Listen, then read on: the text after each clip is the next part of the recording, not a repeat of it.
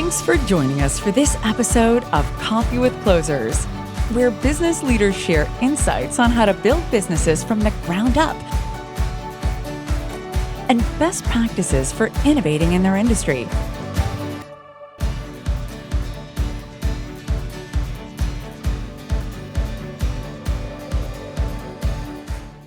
Hey, Nicole, I'm super excited to have you join me for this episode of Coffee with Closers. Yeah, I'm excited to be here. Thanks for having me. Most certainly, most certainly. Every entrepreneur has an interesting story of how they overcame obstacles to become an entrepreneur. I'm sure you have something very similar to share with our audience. Can you share a little bit about your journey of how you became an entrepreneur and how you run this PR agency today? Yeah. Well, it was definitely not anything that I had planned on. I think it's really interesting, that now you have classes and degrees you can get in entrepreneurship. And I just never really had that ambition. It's not something that was offered. But I started my career working for a startup PR firm and interned there, got hired on after I graduated, ended up staying there for 10 years and had made it to partner. And really was very invested in the company. I mean, I felt like I was going to be there forever, loved the clients I was working with, loved the flexibility that I had. But the other thing was that the more that I was there, at some point, the owner kind of started disengaging. And so the less he would do, the more I would do. And, after 10 years, I was kind of running the firm, and he would jump in if he needed anything. And it worked out really great for me. I felt like I had a lot of autonomy and could test things out with clients. And if I needed something, I could call him. But unfortunately, he had some pretty significant personal challenges that came up. And it was kind of one of those situations where his name was on the door. And so at the end of the day, no matter how much I did, he was still the one who was associated with the firm. And so it was just getting to the point where the firm was not going to survive in the way that it was currently running. And so I knew that it was going to be closing, and was really having a lot of conversations with my husband of, well, do I get a job somewhere? I don't know if I would be qualified to get a job just at a company because all I've done is agency life. I'm a pretty competitive person. So the idea of going to another agency just felt like I was just, with that didn't feel right either. And so I was really struggling with what to do and thinking, well, maybe, if I stay here, I can fix things, or maybe I could buy the company. And it just became very clear that that was not going to be an option. And so I was on vacation with my family and was supposed to be gone for 2 weeks. And I'm in upstate New York and getting phone calls from clients saying, hey, like, we're seeing all this stuff about your boss. Like, is he still involved? Is the company still okay? Are you still going to be around? And it got to the point where I told my husband, I have to go home and talk to these clients and give them some assurance. And I actually booked a ticket to come home and left my family behind in New York. And I'm sitting in the airport by myself and just kind of had a light bulb moment where I was like, I seem to care more about this than the company does. And so this wasn't worth it to me. And I had a lot of people over the course of a few weeks who had been saying, Nicole, you've basically been running the business. You could totally do this. You should just start your own business. And in that moment, I finally believed it. And so I came home and I quit my job. And the next day I started Resolute. And that was 8 years ago. So it worked out and I am having a lot of fun. How has the journey been in the last 8 years? Obviously, there's been a couple of economic downturn. What was that like? Well, yeah, I started it in 2014. So I didn't even realize I was kind of in the middle of one of them. In hindsight, a lot of people are like, wow, you picked a great time to start. Not really. But I did what I had to do in that moment. This one, as a more established company, over time, you lose some of that real you're just kind of blissfully ignorant, I guess, when you start. And it's just like, being an adult, the older you get, the wiser you get, the more you realize how much those economic downturns can really impact you. You have more payroll, you have more expenses to cover. But there have been a lot of lessons like that I just didn't know what I didn't know until I didn't know it. Things that I never really got training on. I never, got training on HR. I never never got training on how to even read a P&L or what that was. The mechanics of running a business. I knew the craft. I knew public relations. I knew marketing. I didn't know the business side of things. And so thankfully, I've been able to find a lot of mentors and advisors to help me where I had those gaps in my knowledge. Yeah, what I think you pointed out is a very big distinction as an entrepreneur versus a business owner, right? Like I think a lot of people get into the business, they like you said, they enjoy the PR, doing the PR for other people, part of it, but they didn't know how to run a PR agency. So obviously, you kind of nailed that distinction. So what are some key lessons you've learned in that process of building this company in the last 8 years? Well, I think anything in the professional services industry, you're not making widgets. I sit on a CEO roundtable group, and we share kind of what's going on. And a lot of the people in my group are in manufacturing or they have equipment, and so that's where a lot of their problems are, right? Like they have huge costs that get tied up in equipment or material or different things like that. I just have people like that. That's all I have, and so I think that not having the background in HR, I'm a very collaborative person. And so in the beginning, I wanted to do everything as a group. I always wanted everybody's feedback. I think at one point we were interviewing someone and there were like 5 of us in the room because I just wanted everybody to buy into who the new hire was going to be. And, at a certain point, you just can't function that way anymore. I think I had 14 people reporting just to me because I had no hierarchy. People felt like they were, at the top of what was possible within the organization because there was nowhere for them to grow because I hadn't created those positions. And so those are a lot of the things that I've realized and worked on, especially over the last few years. I would probably say the last 3 years, I've spent a lot of time focusing on that specifically. Yeah, the biggest challenge with scaling a service company is that you have to, incrementally hire and add more people to scale, right? There's no machine that you can add or just speed up the machine, right, to increase the number of output. Yeah. So obviously you said you've learned of some of those things. What were some of the critical things that you implemented that actually freed you up to be more the visionary leader more than the implementer the in-house doer of all the work? So COVID was actually one of the best things that could have happened to us. The way that we are all in one room together. And so what that means is it's really great for collaboration. People overhear things on different teams. They can share ideas. It's really easy to say, hey, I want to just run this by you. Do you think I'm on the right track here? What other ideas do you have? That being said, the problem is you can hear everything. You can easily jump into things. And so that was constantly me. I was always inserting myself. I felt like I had to be at every meeting. I, in my mind, thought that I had given a lot of autonomy to my employees.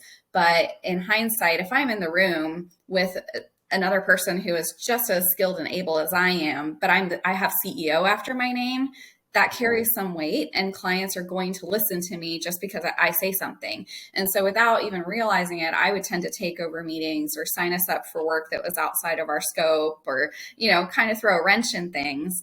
And I was taking away that authority from my employees. So, and then the thing is, if you're in the work all the time, you can never work on the business. And so it was sucking up a lot of my time. I couldn't understand why I didn't have the time to be visionary and to think forward. So with COVID, what happened was if I wanted to be in all those meetings, it was really easy because they were all on Zoom because we'd gone completely virtual.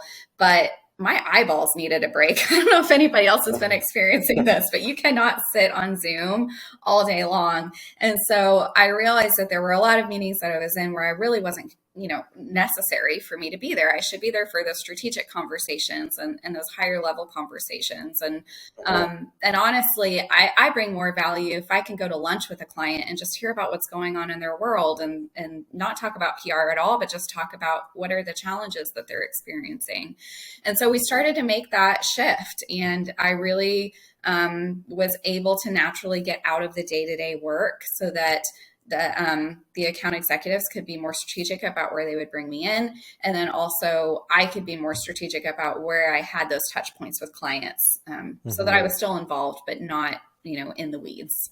Yeah, I mean, I think COVID has helped a lot of organizations. Either they accelerated their digital transformation process pretty rapidly, They were holding off to, implementing some things like, going cloud or any of those things. They realized very rapidly that they need to adapt some technology, or even companies that build their businesses on just Excel spreadsheets and Excel spreadsheets, right? Realize that they need to start using, CRM or marketing automation or things of that nature to really manage their entire flow of, customers and sales and all of those things.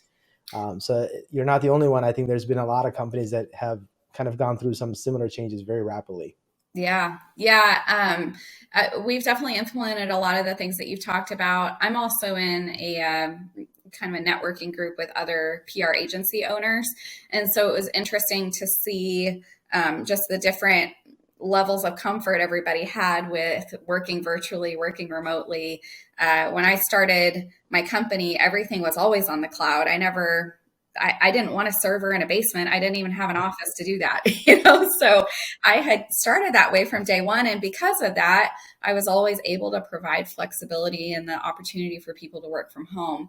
But I kind of had taken for granted that there were a lot of companies out there that were not set up for that at all. I mean, they were still using desktop computers or, trying to figure out, well, how do I, how can I easily get people to work from home quickly and get them up and running?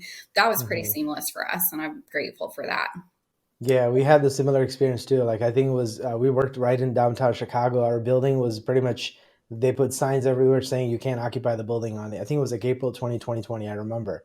And we just took our laptop and went home, and there was no disruption whatsoever because we were also kind of like you, already on cloud. But then we had our customers that were just very, very much frantic. Like they couldn't get access to their emails, they couldn't respond back to customers. Like you said, they were just kind of tied to their local machines to able to do that. Some big lessons that we all learned in that process. So obviously, PR is not the only thing you're doing. You're very actively involved in so many local things. Like you said, you're sitting on, like CEO roundtables. You're part of a chamber. You're involved in a lot of local other, other activities. So tell us a little bit about things that you're doing proactively to just continue to immerse yourself in what's happening in the world, in the entrepreneurial space, and also to continue to build your skills and your network. Yeah, so that's something that's a core part of our culture. I really believe in the importance of giving back to the community, and giving back our skills, but also to get that mental break where you're not doing, the work all the time, but that you can also do those things that fill your bucket. So I provide for all of our employees, if they want to be on a board, if they want to serve on a committee, they can take company time to volunteer to do that. Just can't take away from the work that they're doing. But there's also, there's natural networking that happens in that. There are business development benefits. I mean, there are a lot of things that come out of that, aside from just giving the time. So for me, I'm on the board of Tulsa Ballet, which is one of the top 10 ballet companies in the world. And people are very surprised that they're located right here in Tulsa. But that's a fantastic organization that it took me on as a board member when I was, it's like 13 years ago. So, I was 23, 24 years old, very young board member. But they invested in me and have kept me on. And so I actually just chaired their largest fundraiser. So that was something a little different because I usually don't do fundraising. I have been on the board of a local charter school that was a startup. And so got to see that process and how, the startup mentality in a completely different industry, which was very interesting. We used to office at a co-working space called 36 Degrees North. And that was just so instrumental in our ability to grow because I didn't have to worry about things like providing coffee or the copy machine working. They had, a receptionist that could field people coming in if any salespeople showed up. They had a lot of professional development and also being able to work in a space with other entrepreneurs and to feed off of that energy. And so we're not there anymore. Now we've kind of graduated from that and have our own space, but I still mentor with them. So the new crops of entrepreneurs that are coming in, I will go and grab coffee with them and just, be a resource of someone that they can ask questions or commiserate with, whatever they need. So those are just a few of the things that I do and that I consider a part of my job. How do you find time for all of this? Obviously, running a business that alone could take up all your time, and sometimes, 9 to 9 is not enough. So how do you even find time and have the balance to be able to do all of these? I will let you know when I figure it out. I've gotten better over the years. I used to say yes to everything. Now I ask a lot more questions. So I want to know what's the financial commitment, because that could get out of hand too. What's the time commitment? Not all of these boards meet every month, or some of them are just kind of as needed. 36 Degrees North, for example, with the mentorship, I had someone who reached out the other day who specifically needed digital marketing help. And I could answer some of her questions, but we have a digital strategist on staff who would probably be a better person for her to talk to. And so I actually gave that opportunity to her and said, hey, would you mind grabbing coffee with her and answering some questions? And kind of similar to that, if I get approached about a board, or someone needs someone for a committee, I don't feel like I can do it or have the capacity for it, I've actually found that you're doing them a bigger favor by saying no than signing up for something you don't have time for. And I will try to find someone else. And so maybe there's a younger staff member or a new employee who's never had that flexibility to give back in that way, that I can plug into that role so that they get that opportunity. No, certainly. So what's your personal why? What drives you? What motivates you? Definitely giving back. And I really I love investing in other people. I don't know if you're familiar with the Clifton Strengths Finder, but I'm a developer. And so I really enjoy developing people and seeing them succeed and kind of find their sweet spot, and for that to take off. And so that I spend a lot of time doing that with my employees. And I'm also an adjunct professor, so doing that with students. I saw that too. Yeah. So I think that's what really motivates me and keeps me interested. If I feel like I'm not developing someone, or they're resistant to that, then that typically will make me disengage.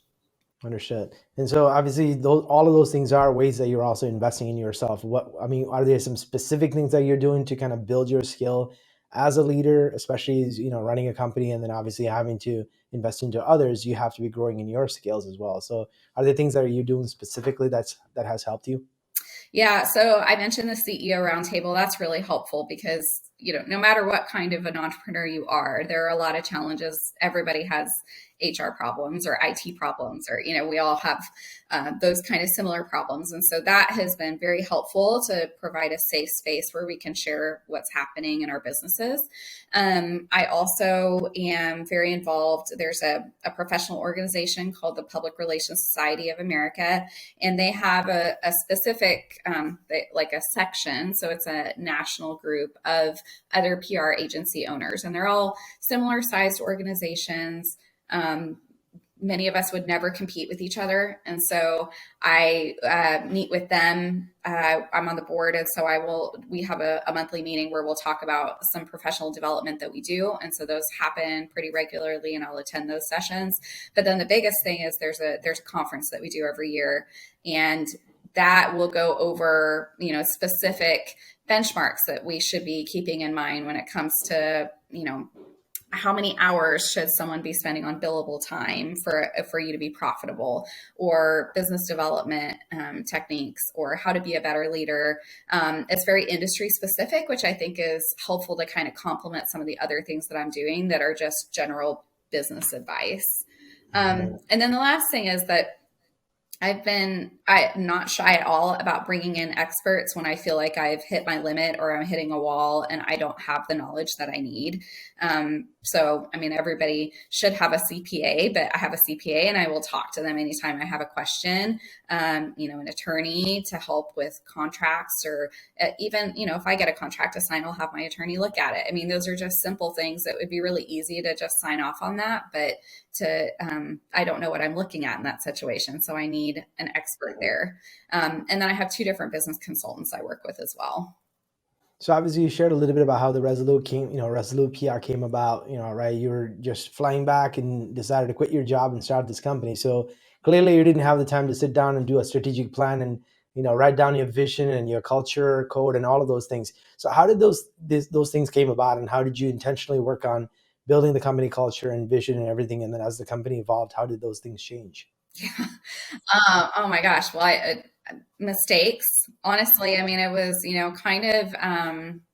it was very easy to have the culture when we were just a few people. Then I think I got lucky and hired people who got the culture. So it was very easy. And then I made a few hires that didn't align with the culture. They had the skills that I needed, and they were really, they were really great in some specific areas that I needed, but I didn't realize that it did not align with the culture. And things just started getting really discombobulated. It's really the best way I can say it. I mean, things just didn't feel right anymore. People were starting to leave. I wasn't happy. I would come to work like dreading it every day. There was unnecessary drama, like all of these things that I'd never experienced before. I think at that point I'd been, in business for over the hump for sure, long enough that it kind of threw me, and it made me question, honestly, was I even built to run a business? Because it really threw me off, and I couldn't figure out where the problem was. And finally, the hires that I had made, it all kind of worked itself out. They moved on to other things. And once I was able to take a step back, and I actually kind of purposely didn't replace positions, because I was like, maybe the business is too big. Maybe I can't handle this because it's too big. And once everything kind of stabilized, that's when I was able to look back and kind of reassess and go, we didn't ever really define what the culture was, and and when you don't define it, it's really difficult to have conversations with people when they're not aligning with the culture, or they're doing something that contradicts it. And so we spent a lot of time as a team really talking about, who do we want to be when we're hiring people? What do we want to be really clear about? What are those non-negotiables? What do we represent? What do we stand for? What do we not stand for? And had a lot of those really honest conversations that needed to happen. And so now all of those things are documented. We go over that. We've incorporated them into our job descriptions, but we also go over it with new employees when they start. And then we do quarterly reviews with our team that are tied to our annual goals. And each of those individual goals that are on there should be tied to one of those core values. And so when we look at those on a quarterly basis, we ask for what are your top 3 wins that you had from the last quarter? And for each of those wins, they should correspond to one of those core values. So we try to talk about it regularly, because it's a very easy thing to kind of set and forget. But what we found is if we don't bring those things up regularly, that they just get a little lost again. Yeah, and are those goals or those wins are tied to the company performance, or win to their personal goals? Both. So we go over our company goals as a staff at the beginning of the year, and then I toss that then to the individual employees to say, what are some things that you feel like you could be doing? What would be some good goals for you this year that could help contribute to these goals and help us get there? Because we need the whole team to do this.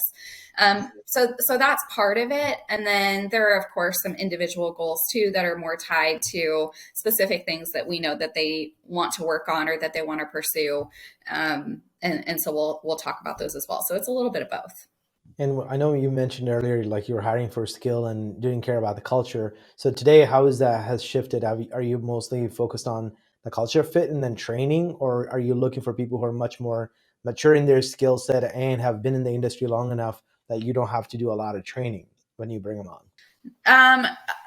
I am more willing to train. I think, the culture piece and the personality piece, that's a tough one to change, because, some people just don't work well in the environment that we have. And that's doesn't mean that the way that they work is wrong. It's just we move very quickly. We work in a team environment.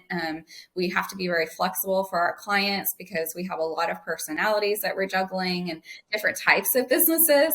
And so, someone who's very, very structured, very rigid, that can be fantastic for some jobs, but for our job, that doesn't work very well.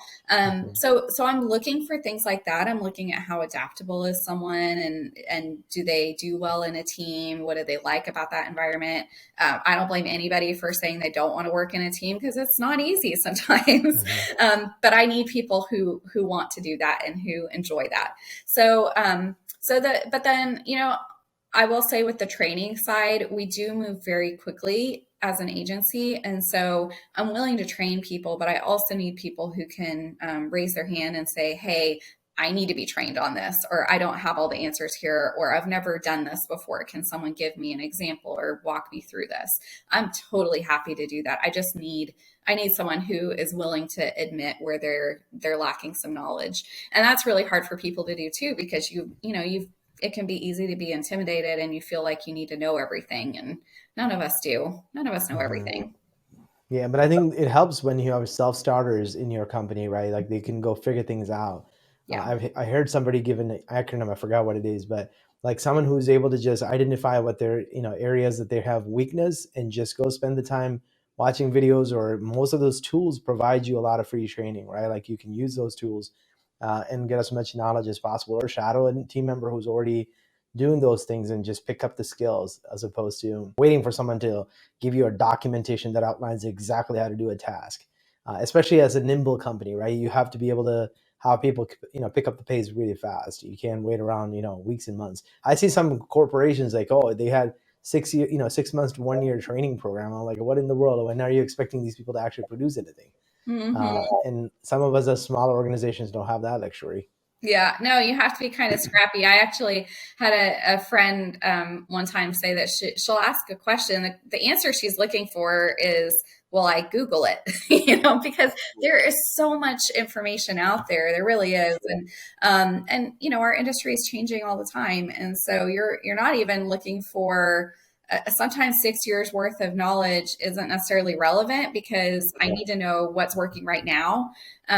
So I do need someone who's a continual learner and willing to figure it out, and to say again, like, I'm willing to help on professional development or do whatever I need to do to get that person there. They just have to be willing to admit when they need the help.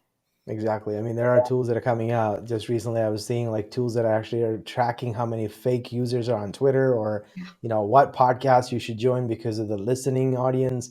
There's tools that didn't exist in the PR world, right? Probably you wouldn't have thought about 2 years ago. Most of the people, public products were mostly like, hey, what publication and which, who's the, managing editor. That's their email address, and you wanted to use that to outreach. That's not even the only thing you need to be looking at these days as a PR company. That's exactly right. So how has your approach on sales and marketing evolved over the years? Obviously, running a company and now focused on sales and marketing is different than when you're, kind of the senior leader within an organization. Now you have to really take matters to your own hands on how to build and grow your company. So how has that evolved over the years? Yeah, well, as an employee, there wasn't a lot of transparency, and I think that was just a different time. I don't think in general companies were very transparent back then. And so I never really understood how business development flowed to the bottom line. I also didn't realize how much business development I was doing. To me, I was just, someone, we got a lead, I would go, grab coffee with them or have a meeting with them. But I didn't realize I was actually doing business development or sales. And so when I started my agency, obviously that becomes very real, because that means you're gonna be able to put food on the table if they sign the line.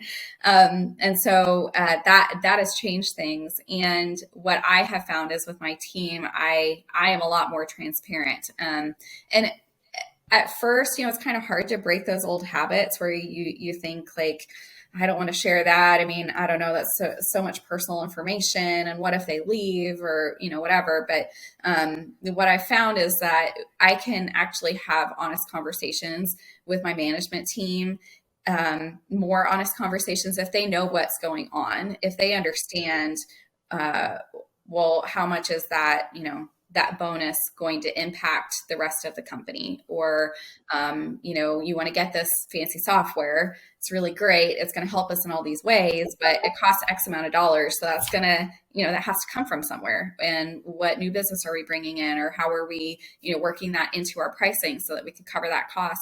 Those conversations are really hard to have if people don't know where the company stands. So I think that's part of it. And because they're more involved, I take more of a team approach to business development. Because I don't want to be in the weeds of what's happening with our accounts, I always bring someone else with me. Like, I never do business development on my own. I always want whoever's actually going to be doing the work to be in the room so that they can hear what it is that we've talked about and what we've promised the client. And now that we're not a startup, the clients that you get as a startup, you get a lot of people who are willing to take a chance on you, or are looking for kind of that cheaper pricing because they know you're hungry. That you're willing to try new services. We've evolved, and we're more clear on what it is that we provide. We have a lot of work and awards and case studies behind us now, and so the types of clients that we go after and the work that we choose to do has evolved a lot as well. Mm-hmm. So let's talk a little bit about, obviously, as a business leader, you have to make a lot of strategic decisions, right? Like you said, hiring and what kind of customers you choose to work with and what kind of services that you might offer, how much to charge, and then also even just expansion strategy or even any sort of strategic alliance you might have to do. So I'm sure every day you're making really good decisions, right? So is there any sort of a framework that you follow when it comes to making decisions?